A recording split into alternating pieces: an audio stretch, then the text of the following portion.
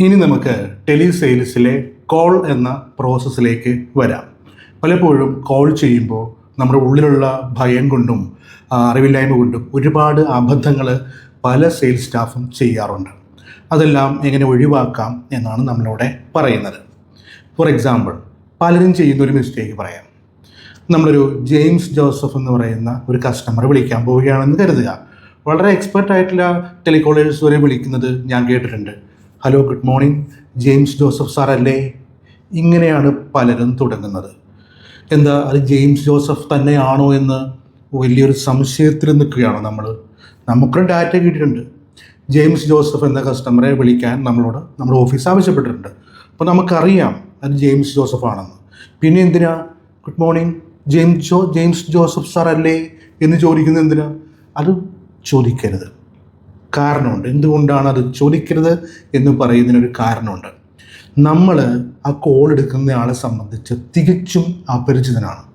നമുക്ക് അദ്ദേഹവും അപരിചിതനാണ്. അപ്പോൾ ഒരു അകൽച്ചയുണ്ട്.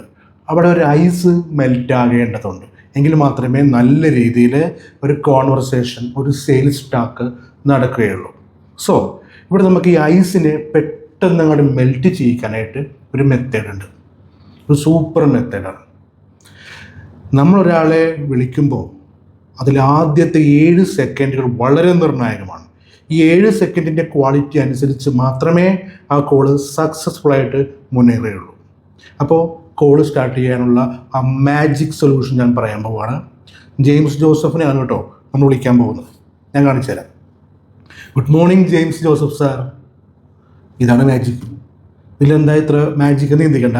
ജെയിംസ് ജോസഫ് സാർ അല്ലേ എന്നും ചോദിച്ചില്ല. Good morning James Joseph sir. സന്തോഷത്തോടെ അങ്ങനെ വിളിക്കുക. ആ സന്തോഷം വന്നം, ഒരു ആധികാരികതയും വന്നം. പിന്നെ ചിരിച്ചുകൊണ്ട് വേണം ഫോണിൽ വിളിക്കാൻ. നമ്മളെ ആരും കാണുന്നില്ല, അടച്ചിട്ട റൂമിലായിരിക്കാം ഫോൺ ചെയ്യുന്നത്. പക്ഷെ ചിരിക്കണം, ഇങ്ങനെ ചിരിച്ചുകൊണ്ടിരിക്കണം. ചിരിച്ചുകൊണ്ട് സംസാരിച്ചാൽ ഉള്ള ടെൻഷൻ പകരി പോകും. Good morning James Joseph sir. ഇത് കേൾക്കുമ്പോൾ തന്നെയാണല്ലോ ആ ഫസ്റ്റ് ഇംപ്രഷനിൽ തന്നെ ജെയിംസ് ജോസഫ് വീണു. ഒരു നിമിഷം അയാളൊന്ന് പകച്ചു പോകും. ആരാ ഇത്ര ആധികാരികയോടെ എന്നെ വിളിക്കുന്നത്? ആ നിമിഷം തന്നെ അയാൾ നമ്മുടെ വഴിക്ക് വന്നു കഴിഞ്ഞു. എന്നിട്ട് നമ്മളെ പരിചയപ്പെടുത്താം, നമ്മുടെ കമ്പനിയെ പരിചയപ്പെടുത്താം. ഇനി ഈ കസ്റ്റമർ ഒരു റെഫറൽ വഴി വന്നയാളാണെങ്കിൽ അത് ആ സമയത്ത് പറയാം. ഇന്നയാൾ പറഞ്ഞിട്ട് വിളിക്കുകയാണേ എന്ന് പറഞ്ഞുകൊണ്ട് സംസാരിച്ച് തുടങ്ങാം. പിന്നെ അനാവശ്യമായ ഉപചാരങ്ങൾ ഒഴിവാക്കുക. സാർ ഇപ്പോൾ സംസാരിക്കാൻ ഫ്രീ ആണോ എന്ന ഭൂലോക അബദ്ധ ചോദ്യം ചോദിക്കേണ്ട. ഇപ്പോൾ ജെയിംസ് ജോസഫ് ആണോ എന്ന് ചോദിക്കേണ്ട. അത് ജെയിംസ് ആണെന്ന് അറിഞ്ഞിട്ടല്ലേ വിളിക്കണത്. അതുപോലെ തന്നെയാണ് ഇതും. അദ്ദേഹത്തിന് തിരക്കാണെങ്കിൽ അദ്ദേഹം പറയും. ആ അവസരം അദ്ദേഹത്തിന് കൊടുക്കുക. നമ്മളായിട്ട് സാർ ഇപ്പോൾ തിരക്കാണോ, 5 മിനിറ്റ് സംസാരിക്കാൻ പറ്റൂ എന്നൊന്നും ചോദിക്കേണ്ട. അങ്ങ് സംസാരിച്ച് തുടങ്ങുക. ഇതുപോലെ അനാവശ്യ ഉപചാരങ്ങൾ കാണിച്ചാലുള്ള കുഴപ്പം എന്തറിയോ? അടുത്ത സെൻറ്റൻസ് വരാം, ഞാൻ പിന്നെ വിളിക്കാം കേട്ടോ, ഞാനിപ്പോൾ ഡ്രൈവാണ്, ഞാൻ മീറ്റിങ്ങിലാണേ എന്ന് പറയും. പലരും അത്തരം എക്സ്ക്യൂസസ് ഒരുപാട് കേട്ടിട്ടുണ്ടാവും.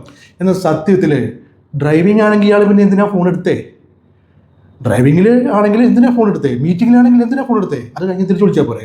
അപ്പോൾ എടുത്തപ്പോൾ സംസാരിക്കാൻ കസ്റ്റമർ തയ്യാറായിരുന്നു. അനാവശ്യ ഉപചാരങ്ങളും അനാവശ്യ ഡിസ്റ്റൻസും നമ്മൾ ക്രിയേറ്റ് ചെയ്തത് കൊണ്ടാണ് ആ കസ്റ്റമർ സംസാരിക്കാതിരുന്നത്. So the first 7 seconds മാജിക്കലാണ്.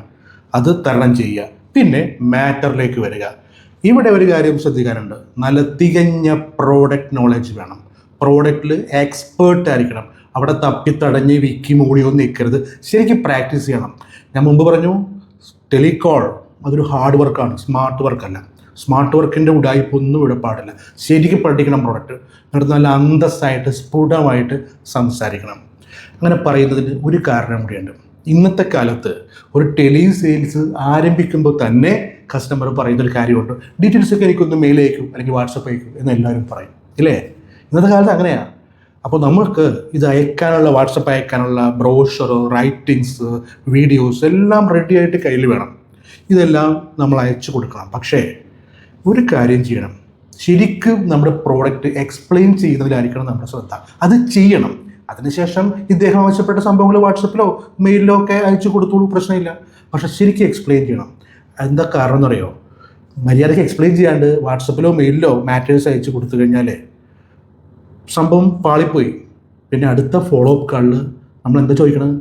സാറേ വാട്സപ്പിൽ അല്ലെങ്കിൽ മെയിലിൽ ഞാൻ ഡീറ്റെയിൽസ് എല്ലാം അയച്ചു തരുന്നു, സാർ കണ്ടായിരുന്നോ? ഇതുപോലൊരു ദയനീയമായ ചോദ്യം സെയിൽസ് ഫീൽഡിലില്ല. ചെയ്യുന്നവർക്കറിയാം, നിങ്ങൾ ചോദിച്ചാൽ 6 മാസത്തേക്ക് ഈ കസ്റ്റമർ അത് കണ്ടിട്ടുണ്ടാവില്ല. അതിന് ഉത്തരക്കായി പോയി നോക്കാട്ടോ, അടുത്ത ആഴ്ച വിളിക്കൂ, അടുത്ത മാസം വിളിക്കൂ, മാസങ്ങൾ നീണ്ടുപോകും. സോ പറയാനുള്ള കാര്യങ്ങൾ നല്ല സ്പഷ്ടമായിട്ട് പറയുക, എന്നിട്ട് അയച്ചു കൊടുക്കുക. പിന്നടുത്ത ഫോളോ അപ്പിൽ ഞാൻ വാട്സപ്പിൽ വെച്ച കാര്യങ്ങൾ സാർ നോക്കിയായിരുന്നു എന്നും ചോദിക്കണ്ട. അല്ലെങ്കിൽ അണ്ടർസ്റ്റുഡ് ആണെന്ന് കരുതിയിരിക്കുക. നമ്മൾ എക്സ്പ്ലെയിൻ ചെയ്തില്ലേ, പിന്നെ ഒരു ഉറപ്പിന് വേണ്ടിയിട്ട് അയച്ചു കൊടുത്തു, അത്രയേ ഉള്ളൂ. അതേക്കുറിച്ച് ചോദിക്കരുത്. മറ്റ് രീതിയിലായിരിക്കണം ഫോളോ അപ്പ് അപ്രോച്ച് ചെയ്യേണ്ടത്. ഫോളോ അപ്പിൽ എപ്പോൾ സാറേ പ്രൊഡക്റ്റ് വാങ്ങിക്കുമോ എന്നൊന്നും ചോദിച്ച് ഫോളോ അപ്പ് കുളമാക്കരുത്. നിങ്ങൾ ശരിയായിട്ട് എക്സ്പ്ലെയിൻ ചെയ്തിട്ടില്ലേ പ്രൊഡക്റ്റ്, ആ എക്സ്പ്ലനേഷനിലൂടെ തന്നെ ഫോളോ അപ്പ് സ്റ്റാർട്ട് ചെയ്യണം. അതിനുശേഷമാണ് ക്ലോസിങ്ങിലേക്ക് പോകേണ്ടത്.